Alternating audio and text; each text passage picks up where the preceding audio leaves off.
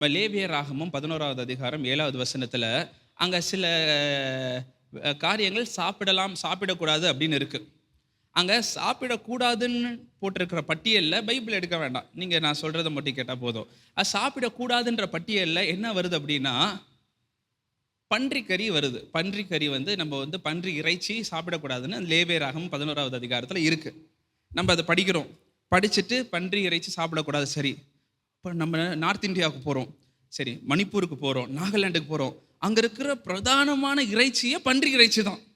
அவங்க கலாச்சாரத்தில் பன்றி இறைச்சி தான் மிக முக்கியமான இறைச்சி. திருமணத்தில் என் நண்பர்கள் அங்கேருந்து வர நண்பர்கள் இருக்காங்க.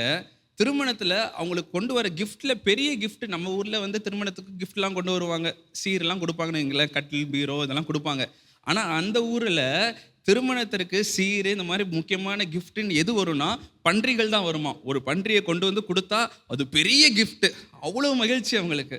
ஆகவே எல்லா சர்ச்சு ஃபங்க்ஷன்லேயுமே, நம்ம சர்ச்சு 3 நாள் ஃபங்க்ஷன் நடக்குது, அந்த மாதிரி ஃபங்க்ஷன்லாம் முடிஞ்சோன்னே பன்றி இறைச்சி தான் அங்கே பிரதானமாய் அவர்கள் அடித்து அவங்க சாப்பிடுவாங்க. அந்த பன்றி இறைச்சி இல்லைன்னா அவங்களுக்கு சாப்பாடே இறங்காது. அப்படிப்பட்ட ஒரு கிறிஸ்தவர்களும் இருக்கிறார்கள். அவங்களும் ஒரே பைபிள் தான் படிக்கிறாங்க. இப்போ நீங்களும் நானும் படிக்கிற அதே பைபிள் தான் அவங்களும் படிக்கிறாங்க. ஆனால் அவர்கள் அந்த இறைச்சி சாப்பிடுகிறார்கள், நம்ம அந்த இறைச்சி சாப்பிட்றது இல்லை. நம்ம சவுத் இந்தியாவில் அதே லேவியர் ராகமம் 11வது அதிகாரத்தில் இன்னும் சில ஐட்டம் சாப்பிடக்கூடாதுன்னு இருக்கு. அதெல்லாம் பார்ப்போம், நம்ம சாப்பிட்றோமா இல்லையான்னு பார்க்கலாம். என்னெல்லாம் போட்டிருக்கு அப்படின்னா நண்டு சாப்பிடக்கூடாதுன்னு இருக்கு. ஆமாம், நண்டு சாப்பிடக்கூடாது. வேற என்ன, ப்ரான்ஸ் எல்லாம் சாப்பிடக்கூடாது. லாப்ஸ்டர் ப்ரான்ஸ்லாம் சாப்பிட்ற ஐட்டத்தில் வரலை. வேற என்ன, ஆக்டோபஸ்லாம் இருக்குது, ஆக்டோபஸ் சாப்பிடக்கூடாது. ஒட்டக கறி சாப்பிடக்கூடாது. முயல் கறி அது சாப்பிடக்கூடாது. இந்த ஐட்டம்லாம் நம்மளும் சிலது ஆட் பண்ணிக்கிறோம். நண்டுலாம் கொஞ்சம் உடம்பு சரியில்லைன்னா நண்டு ரசம் போட்டு குடித்தா நல்லது அப்படின்றோம். பன்றிக்கறி சாப்பிடக்கூடாது பைபிளில் போட்டிருக்கு, நண்டு சாப்பிட்டுக்கலாம்.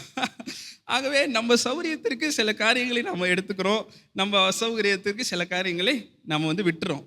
ஏன் அப்படின்னா அதுக்கு பின்னாடி கொஞ்சம் கலாச்சாரமும் இணைந்து வருகிறது. நமக்கு பின்னாடி எதாவது சொன்ன கண்ணாடி, நம்ம ஒரு கண்ணாடி போட்டு அதை படிக்கிறதுனால சிலது நம்ம எடுத்துக்கிறோம், கிராண்டடாக எடுத்துக்கிறோம், சிலது தவிர்த்து விடுகிறோம். அவர்கள் வேறு ஒரு கண்ணாடியை போட்டு அவங்க பைபிளை பார்க்குறாங்க, அதனால அவங்க சில காரியங்களை அவங்க எடுத்துக்கிறாங்க, சில காரியத்தை அவங்க ஒமிட் பண்ணிடுறாங்க.